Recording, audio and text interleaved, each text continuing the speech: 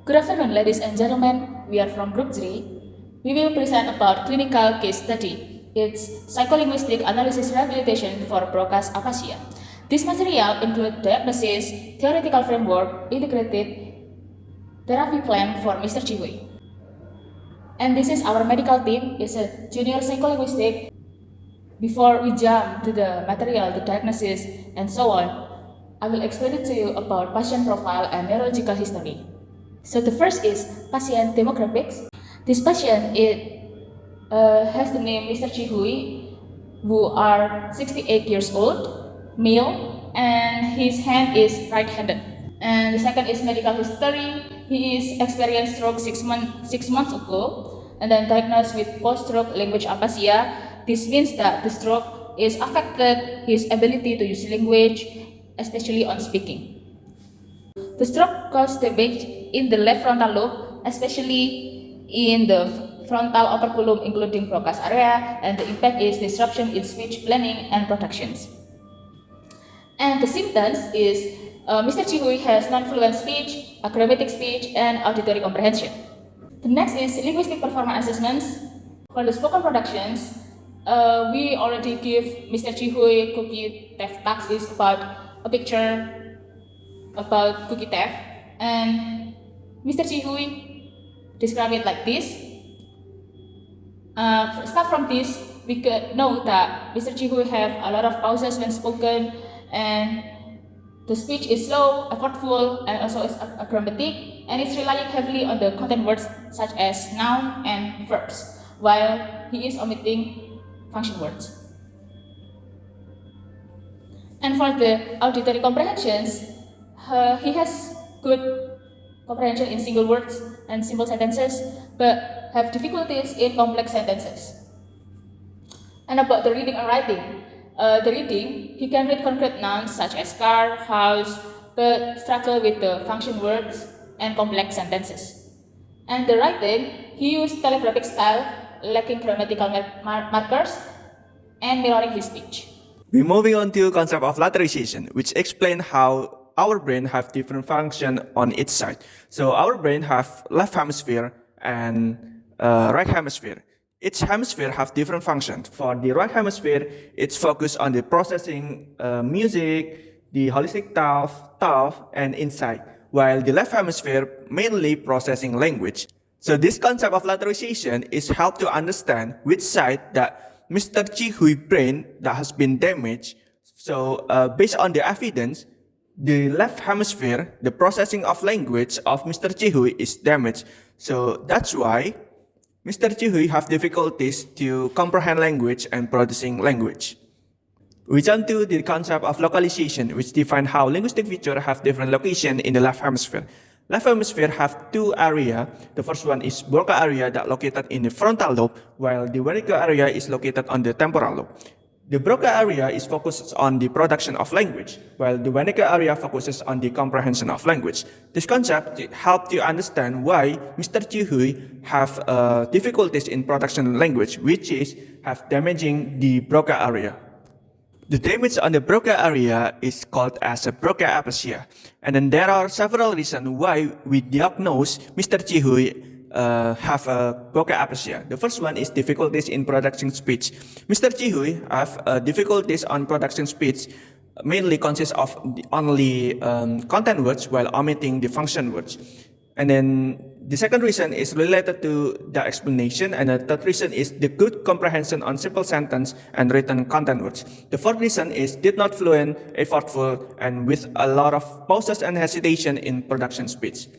So why not Wernicke aphasia? The first reason and main reason because there are difference in the location of the left hemisphere that has been damaged. Wernicke aphasia happen when the Wernicke area or left temporal lobe is damaged, while on the Mr. Chihui cases, based on the brain scanning, the left frontal lobe is damaged, not on the left temporal lobe, which is on the Broca aphasia that has been damaged on the Mr. Chihui. And then the second reason is has fluent speech even though the meaning is nonsense. Mr. Chihui has serious difficulties on production speech. In the Wernicke aphasia, the patient is still have a fluent speech even though the meaning is nonsense. And then the third reason is Wernicke aphasia patient have a terrible comprehension of language even on a simple sentence. Based on their evidence, Mr. Jihui have a good comprehension on simple sentence and single words, which is why Wernicke aphasia is not diagnosed into Mr. Jihui cases. Now we are moving to speech production. Speech production, according to Warren, is a complex process that changes our ideas into spoken words, and we can understand it better from looking at this blueprint for the speaker by level. Level divides speech production into two steps. The first one is conceptualizer, which is generating a pre-verbal message or meaning that we want to say. And then the second one is formulator, which is where the brain formulate the meaning that we already produced in conceptualizer part into grammar and phonology. In the case of Mr. C, his conceptualization stage is actually working well. We know this because he can still send meaningful messages, like when he asked to describe picture of cookie theft, he say the girl cookie danger or when he say son visit. This shows his intent to communicate is still intact, even if the delivery is difficult. The difficulties that Mr. C handles are called agrammatism. According to Warren, agrammatism is the absence of functional words such as conjunction and preposition, and the loss of morphological inflection. This happens because there is failure or damage on the morphosyntactic encoding stage or formulator stage. Or, in other words, speaker can remember lemma or abstract representation of meaning in the conceptualization part. But the speaker have difficulties in assessing function words and constructing grammars. This is highly related with Mr. Jihui's speech. Delivery difficulties. With this theory, we can understand that Mr. Jihui can remember the main content words, but he failed to connect them with grammar. The effect is that his speech becomes slow and hard to produce, and it often sounding broken or telegraphic. Talking about telegraphic speech, agrammatism is highly connected with telegraphic speech. Telegraphic speech is the communication style used by people when using telegram devices, where language is made concise to reduce cost. Warren 2013 summarizes this style as the principle of economy of efforts, meaning the speaker only use most essential words only. Research by Rizqi and Jennifer in 1997 shows that this style, the length of sentences or mean length of utterances or MLU, decreases significantly because speaker leave out grammatical parts. We can see this clearly in Mr. C's transcript. For example, when he describing picture, he says the girl cookie.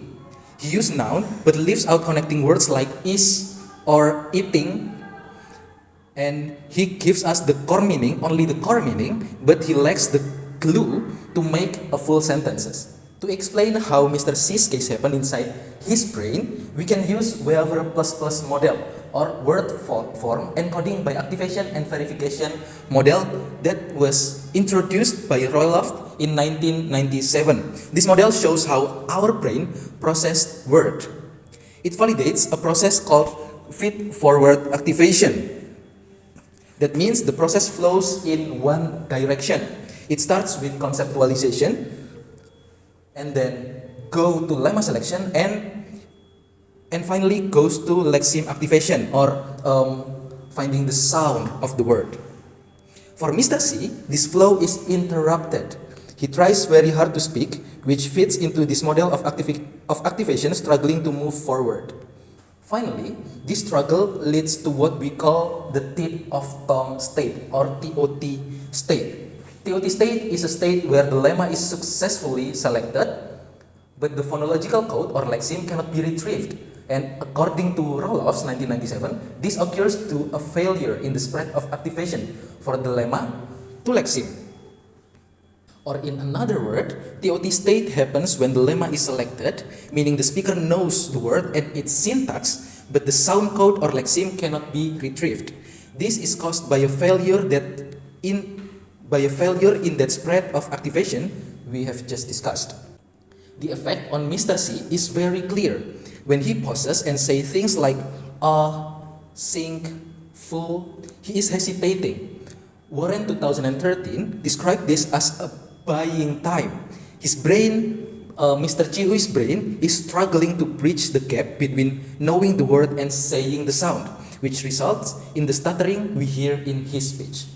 Now I will explain about Mr. Chihui comprehension about syntax. So we found out that Mr. Chihui has relatively good comprehension for single word and simple sentence because simple sentence has canonical structure which is subject to be an adjective or maybe subject verb plus object, which is easier to understand because the parsing is also predictable. And Mr. Chihui failed to comprehend complex sentence such as the lion that the bear is chasing is yellow. This example shows that the structure of the complex sentence is non-canonical, which made it require more effort to understand the sentence. Next, according to Trexler, people in general tend to use minimal attachment and late closure to parse the sentence because it is easier for them and it requires less effort. And in the complex sentence, the lion that the bear is chasing is yellow is the correct parsing that's supposed to be used. It's non-minimal attachment and early closure because the phrase is yellow is supposed to be connected to the lion, not to the bear. So in Mr. Chihui condition, he has damage in left frontal lobe area, which is crucial for syntax processing. So the damage in left frontal lobe make Mr. Chihui struggle to process complex sentence. And Mr. Chihui apply minimal attachment and let closure in this sentence, which is he apply the phrase is yellow with the bear because it is easier and it is apply the minimal attachment and also the late closure because it is easier and require less effort for him. And here we are going to discuss about the therapy model to find out what kind of therapy that is suitable for Mr. Chihui. So first thing first, there is a therapy goal, which is, this is the kind of goal that is suitable with the Mr. Chihui's diagnosis. First thing first, the therapy should be supporting for Mr. Chihui's sentence structure and also comprehension, expand speech output, fluency, support communication, and also has a low mental fatigue. And the next is therapy consideration. This consideration is related with Mr. Chihui's criteria. Next please. Okay, first thing first, we have age and neural plasticity. The age, according to Polman and in 2012, age at the time of stroke or neurological injury plays an important role in predicting how well someone recovers from aphasia. So some individual ages influences like how long their recovery takes. So it is influenced by their neural plasticity. Neural plasticity is the brain's ability to reorganize itself by forming new neural connections throughout life, allowing individuals to learn, adapt, and recover after injury. Next, please. So here, as you can see, we have the chart here. There's a gradual decline in brain cognition as we age. Like, as we can see, it's starting from the age of 40, so it's decreasing. Next, please. So since, as we knew that Mr. Chihuis is 68 years old, Mr. Chihuis' neural plasticity is also decreasing, which means he requires longer and more frequent therapy sessions. Next. Next is about fatigue and stamina level. Fatigue level is the extent of physical or mental exhaustion that interferes with a person's ability to sustain attention, perform task efficiency, or maintain functional performance. So here, this condition, of course, reduces Mr. Chihu's performance and ability to maintain intensity during therapy. So what we need here is to find a therapy that doesn't take longer time for Mr. Chihui because Mr. Chihu's performance and ability is decreasing because he's aging and he had a low stamina level. Okay, so the next is therapy options. We have several therapy options for Mr. Chihuis. The first is SET, stands for Speech Entrainment Therapy. This therapy is imitate or model speech in real time using audio-visual cues, and the patients The patient follows the sentence together, not after the speaker says it. And the process is like this. The first is the material selection. The material selection is done by therapists. And then the second is real-time imitating. So Mr. Chi will do it with the models. And the third is material provided gradually. The reduction of assistant will do if Mr. Chihui's speech is getting better, and Mr. Chihui will do it regular practice. This therapy helps with speech fluency, increase the number of words per minute, and reduce mental fatigue, and helps to start the words. Script training is a speech-linguist therapy method where patients repeatedly practice prepared sentences or short real-life dialogues. The process is like this. So the therapist is choose real-life situations, such as ordering a food, and then do the beginning practice. And then Mr. Chihui do the beginning practice with the therapist, and Mr. Chihui repeats it every day. This repetition strengthens sentence structure and builds language muscle memory. It is allowing the sentences to be produced more automatically. Okay, the next therapy is MIT, stands for Melodic Intonation Therapy. This therapy is use melody and rhythm to activate the right hemisphere, which is more responsive to the musical patterns. The process is, the first is therapist sing a simple sentence and then the patient imitates it. And the third is immediate repetitions. And then the fourth is waiting. So this is, the tone is gradually reduced until normal. And then the fifth is delayed repetition and sentence compressions. It's the patients begin to fill in missing words and use non-melodic intonations. And the last is spontaneous speech. This is the goal for this therapy. So the patient can can utter phrases naturally without melody. This therapy helps patients produce difficult words and improve speech imitation. RTMS is repetitive transcranial magnetic stimulation. This therapy is a brain stimulation technique to prepare the brain for speech therapy. And then the process is, the first is brain mapping, and then RTMS stimulation is typically 1 Hz. And after this therapy, do the speech therapy. This RTMS stimulates the frontal lobe to accelerate the effects of language therapy. So basically the RTMS is to prepare the brain before do the speech therapy. Next is telerehabilitation. It's not a new therapy, but it's one of the way to deliver the speech therapy. So this is an online or digital speech language therapy via video call such as Zoom or Google Meets. Okay, so the process is, the first is the therapy is held online, of course, and then the second is the therapist given the speech therapy. It could be SET or script training, and the last is Mr. Chihui practices at home. So this therapy can be used an option when Mr. Chihui can't do the therapy on site. Okay, this is the selected therapy plan for Mr. Chihui. So we have the table here. We already assessed it, which is the 1 mark is not good, and then the second mark is quite good, and then the third is really good. And after comparison in the table, the chosen therapy is RTMS, SET, and script training. This 3 therapy will be supported by telerehabilitations. The reasons is this therapy targets the main deficit of Broca aphasia patients, and this deficit is include fluency, sentence formulation, speech imitation, and functional communication skills. To explain how Mr. Chihu comprehension, we have 2 theoretical model of processing. The first one is cohort model. Cohort model explains why Mr. Chi preserves single word comprehension. And then cohort model also explain how he successfully activates initial phonemes to identify target words. And then there is a trace model. This trace model explains how his impaired complex comprehension and agrammatism in comprehension language. And then the second one is trace model explain how semantic reliability words like function words fail to reach activation threshold due to reduced signal strength, while high semantic content words still survive in production speech and comprehension speech. That's why Mr. Jihui cannot comprehend functional words and still can be comprehend content words. And now here we have the therapy schedule that we have adjusted to the Mr. Chihu's condition. So each week, Mr. Chihu will have 5 days of therapy starting from Monday until Friday. For the first week until the 4th week, we'll be focusing on the LTMS and also the SET. So here we have already break the Mr. Chihu session into 4 sessions.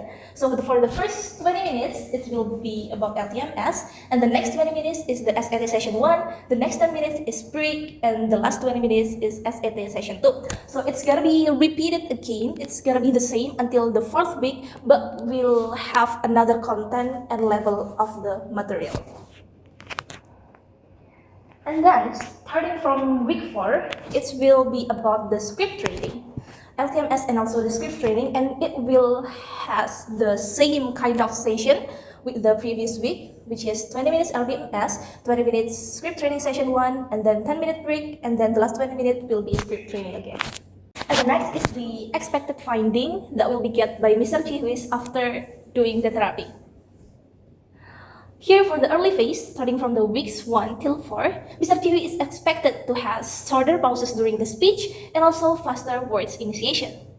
And for the middle phase, weeks 5 until the 8, Mr. Chihui is expected to improve and had a better sentence structure and also the ability to use more complex sentences in everyday communication.